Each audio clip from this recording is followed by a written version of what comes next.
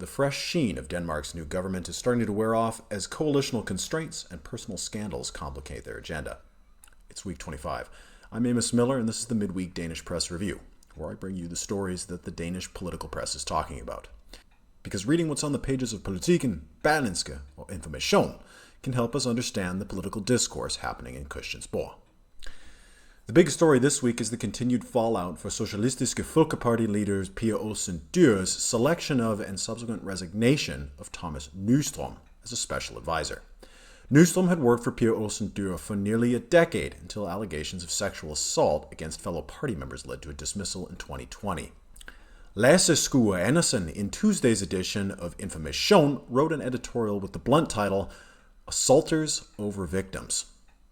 Last Tuesday, Thomas Nyström made a full-fledged comeback when it was announced that Pia Olsen Dyhr had chosen to hire him as her special advisor in relation to SF's role in the government.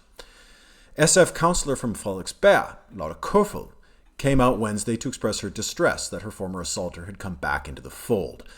Pia Olsen Dyhr held firm, saying, "I don't think people should be banned forever based on something they have done." By Saturday, the pressure had become too great, and Nyström announced that he was stepping away from his new role as special advisor. The episode has damaged Pia Olsen Dyr's standing, at least in the Danish media. Writing further, Naser Khader notes that Pia Olsen Dyr's public image ranks all the way at the top of the list of party leaders the public finds most sympathetic. This case could leave behind another impression of a leader that prioritizes political power above sacrificing sexual assaulters. In commentary on the saga in Børsen today, Morten writes, "The sexual assault crisis has seriously damaged Pia Olsen Dyr's personal reputation. A week ago, you couldn't put a finger on her success story. Now there's doubts about her basic judgment. She could certainly get the party settled down, but the case is one that voters will remember." In a showing of how political scandals can catch momentum, Jens from Lynge in today's edition of Kristelig Dagblad takes aim at the perceived hypocrisy from SF's leader. Pia Olsen Dyhr warned against the swinging door. Now critics call the overlap between SF and a nature NGO a democratic problem. In just a few months, Danmarks Naturfredningsforening has lost 3 bosses and a president that all moved over to work in SF in the new government. Anne Tygesen, a communication consultant for We Do Communications, points out that for an interest group, there is value in appearing independent. Their impact relies on the outside world perceiving it as a voice for nature, not a party's voice. With these personal connections, it could honestly appear like the organization acts as a talent factory for SF, and that can erode the organization's legitimacy. In today's edition of Berlingske, the inter-party drama all focuses on Socialdemokratiet. Morten Bødskov thunders against migrants' special needs during their gymnasium visit. Daniel Tillman came along with the immigration minister as he visited Nørrebro Gymnasium. This is about a values fight, and it is conducted on multiple fronts recently, for there are far too many that split our society. Migrants' special requirements split Denmark, and those requirements deprive the youth who want Denmark that freedom the rest of us enjoy.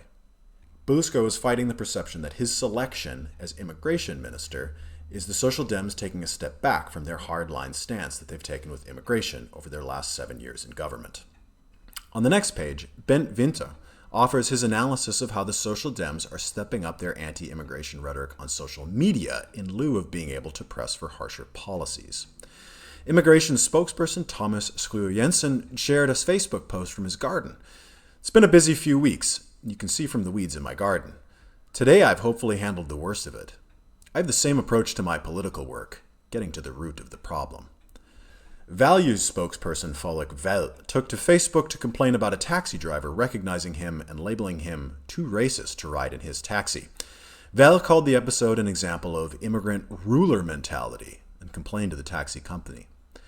Winter warns the Social Dems that their Dansk Folkeparti-like rhetoric, when paired with a lack of policy over the next 4 years, could backfire and make the party appear powerless. And in a somewhat related story in Nordjyske, Tina Devilson writes about how former conservative Folketing Party member Naser Khader is set to become a priest. Khader was a member of the Folketing for 10 years before being thrown out of the Conservative Party after a raft of sexual assault allegations came to light in 2021. Devilson writes, Khader was himself a Muslim who came to Denmark from his birth country Syria as an 11-year-old. but in order to be accepted as ethnically Danish, with cunning and shameless opportunism, spotted the advantages in turning against his own, becoming more anti-Muslim than even the most rabid critics.